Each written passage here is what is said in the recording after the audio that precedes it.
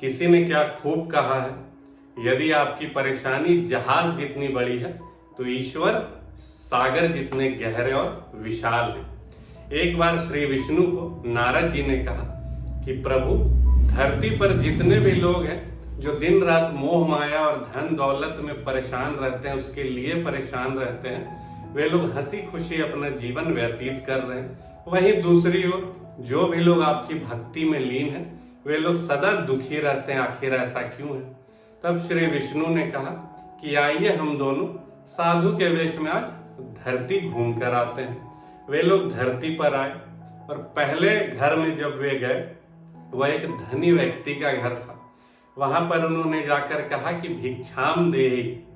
तभी वहां से वह व्यक्ति जो काफी धनी और वैभवशील था, वो आया और उन दोनों को भला बुरा कहने लगा कि तुम लोगों का तो यही काम है, हमेशा आ जाते हो पैसे मांगने, जाकर कुछ काम धंधा करो, लोगों को यूं धूर्त बनाना बंद करो, वगैरह वगैरह। उन्होंने बहुत ही भला बुरा कहा और उन दोनों को वहां से भगा दिया।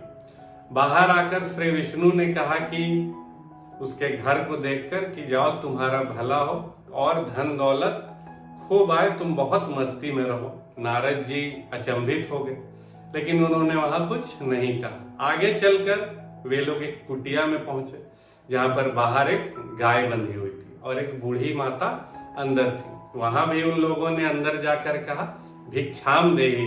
तभी वह बूढ़ी माता वहां पर आई बाहर और उन लोगों को कहा कि मेरे पास तो कुछ और नहीं है देने को, मगर मेरी गाय है, उनसे मैं आप लोगों के लिए दूध का इंतजाम कर सकती हूँ। उन्होंने आसन वगैरह लगाया और उन दोनों को आदर सत्कार के साथ दूध दिया और वे लोग पीकर आगे बढ़े।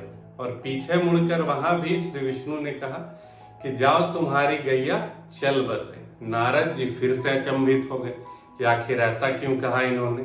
तब उनसे रहा नहीं गया और उन्होंने पूछा कि एक तो वो व्यक्ति था, धनी व्यक्ति, जिन्होंने बहुत ही भला बुरा हम दोनों को कहा, तो उसे आपने वरदान दे दिया कि तुम्हारा धन दौलत वैभव बढ़ता रहे, सदा आनंद में रहो।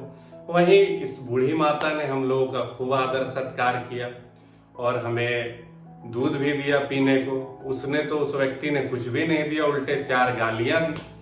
फिर भी आपने इससे कह दिया कि तुम्हारी गैया चल बसे, आखिर ऐसा क्यों?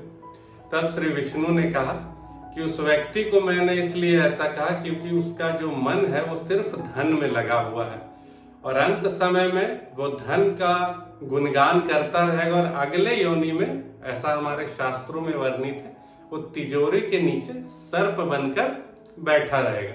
वहीं दूसरी ओर इस बूढ़ी माता जब अपना अंतिम समय गुजारेगी धरती पर, तब इसके मन में ये चिंता रहेगी कि इस गाय को लेकर, गाय को कुछ हो ना जाए, बीमार ना हो जाए, कोई क्षति ना कर दे, वगैरह वगैरह। तो इसे मैंने पहले ही स्वर्गलोक भेज दिया ताकि ये अंत समय में सिर्फ प्रभु का गुणगान करे। और ऐसा भी वर्णित है हमारे शास्त्रों में कि जो भी अंत समय में जिस भी वस्तु या थॉट का, विचार का गुणगान करता है, वही उसे प्रभावित करती है। तो ये माता जो है अंतिम समय में प्रभु का गुणगान करेगी और ये वैकुंठ लोक जाएगी।